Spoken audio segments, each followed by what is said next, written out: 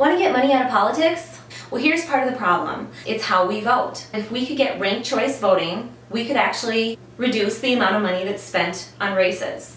That sounds like a weird connection, doesn't it? But it's true.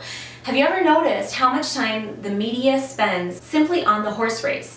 On who's raised the most money, who's spent the most money, who's electable, who's the front runner, that's a big one, and polling data, right? They continually put out new polling data because it's about, who's in the lead and coming up on the Democrat is the Republican. And so why is it that they spend so much time and effort on that and so little effort on issues, things that would actually help us, like who is likely to keep their promises based on their record? That would be a good thing to know, on what their plans are. And they act as though there are only two candidates in the race most of the time anyway, the Republican and the Democrat. Why is that?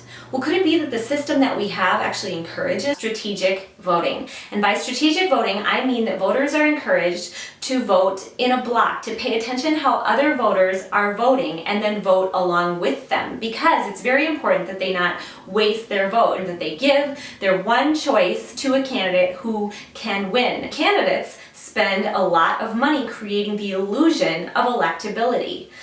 If you want to get money out of politics, here's a good place to start. That's why they spend so much money on their races. They need to create the illusion that they can win to get the strategic voters to come alongside with them. Because convincing people that they can win is more important than being a good candidate.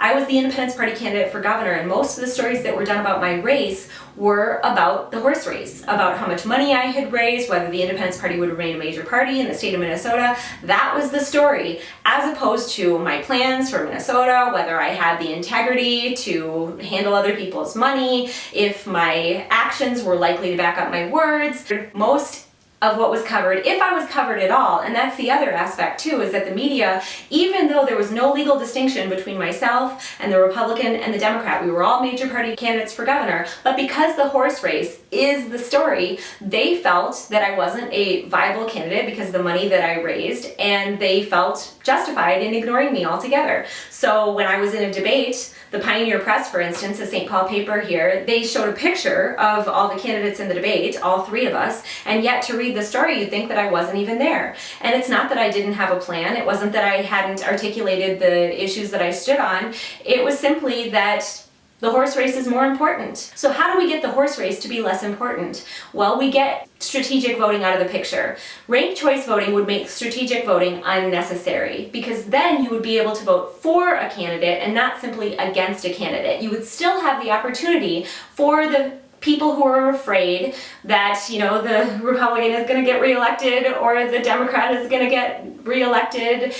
Those people would still have the opportunity to vote against a Republican or against a Democrat, but they'd be able to give their true, without fear, first choice as their preference. And it would help us give a lot of other candidates a shot, and then those candidates wouldn't be irrelevant to the story. They would be just as relevant as every other candidate. It could go to anyone. The Republicans and Democrats would actually be forced to put forward better candidates. 58% of Americans say that the Republicans and Democrats don't adequately represent them. And yet, who are most of our representatives? Republicans and Democrats. So how is it that we perpetuate a system that we don't even like? If we want to get money out of politics, let's start with the way that we vote. Thanks.